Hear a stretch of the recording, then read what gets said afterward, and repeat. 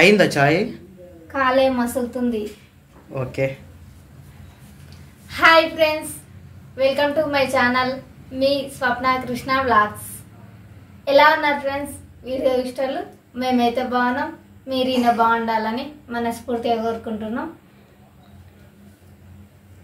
ఇంక ఇప్పుడైతే చాయ్ పెడుతుంది స్వప్న.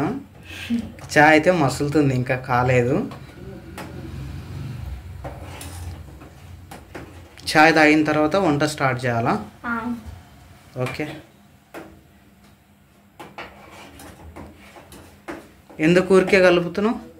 పొంగుకొస్తుంది. పొంగుతుందనా? బురుగు బురుగు అయింది చాయ్. అదే పొంగడానికి వస్తుంది కదా. వాటర్ గినంగా వాటర్ తక్కువ వేసినావా? ఏం లేను, పొంగ ముంగల బురుగు బురుగు అవుతుంది. ఓకే.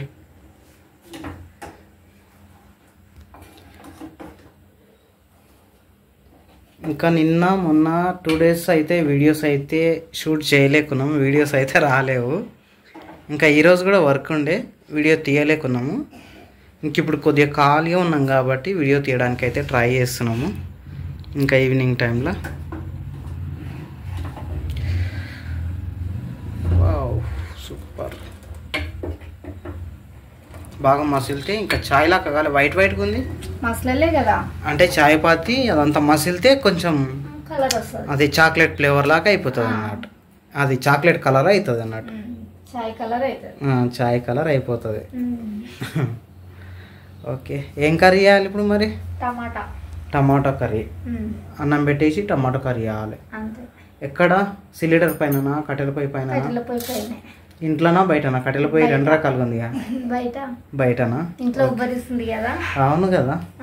చాయ్ పెడుతుంటేనే చెమటలు వచ్చేస్తున్నాయి, నీకు కనిపిస్తుంది స్పష్టంగా. అందుకే బయట పెట్టాలి. ఓకే.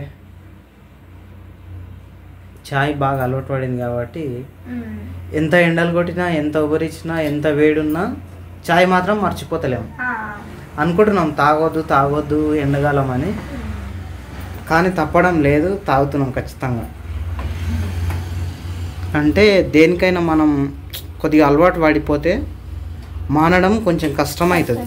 ఏదైనా పొంగగల వావ్ పొంగుతుందిరా.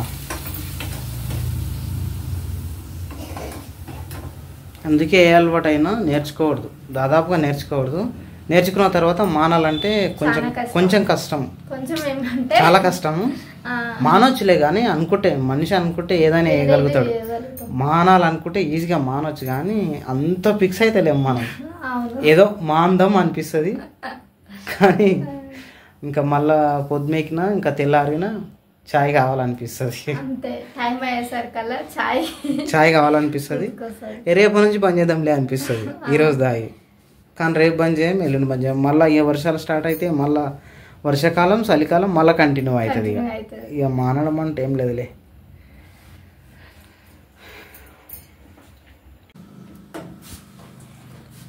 అయిందా?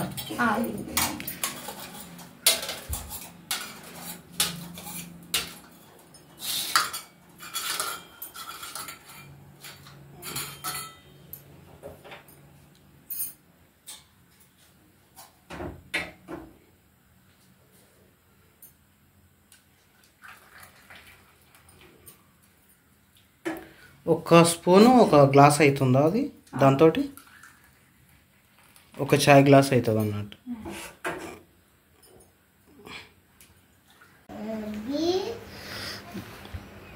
మా చిన్న బాబు అయితే ఇక్కడ హోంవర్క్ చేస్తుండు.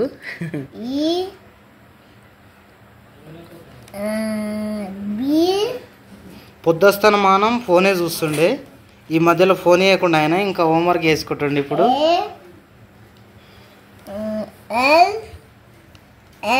నీట్గా రాయాలి నాన్న.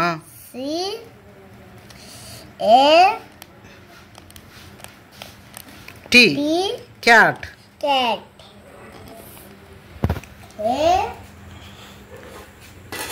ఇక్కడ స్వప్న అయితే వంట చేస్తుంది, టమాటో కర్రీ చేస్తుంది.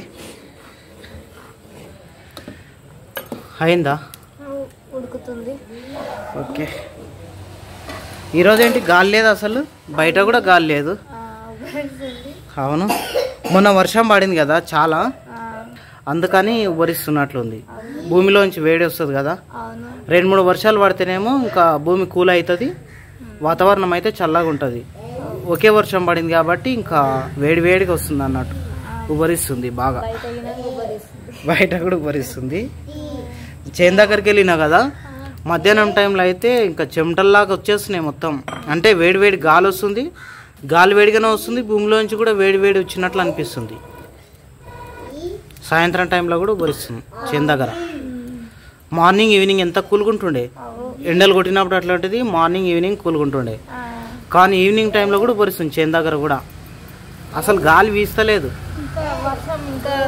ఇంకా 2-3 వర్షాలు పడినాయి అనుకో భూమి కూల్గా అయిపోతుంది. అప్పుడు మనకు గాలి వచ్చినా కూడా చల్లగా అనిపిస్తుంది అన్నట్టు, వెదర్ అంతా కూల్ అయిపోతుంది. అయిపోయిందా మరి కర్రీ చేయడం? అయిపోయింది, ఉడికితే అయిపోతుంది కదా. కొత్తిమీర పుదీనా కట్ చేసి పెట్టుకున్నావు కదా.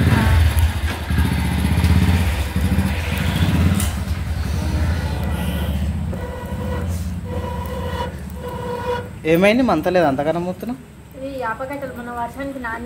మొన్న చేను దగ్గర వర్షానికి నాన్నాయి కదా, కట్టెలు సతాయిస్తున్నాయి కదా కొద్దిగా. అవును, తడిచినాయి. మళ్ళా ఎండకేస్తే ఒట్టిగా అయిపోతాయి అవి, సరిగా ఎండకుంటాయి. వర్షం తక్కువ పడలేదు కదా, చాలా విపరీతమైన వర్షం పడింది, కట్టెలన్నీ తడిచిపోయి ఉంటాయి. ఓకే, రేపు మధ్యాహ్నం కూడా మళ్ళీ ఒకసారి ఎండకేసేయాలి.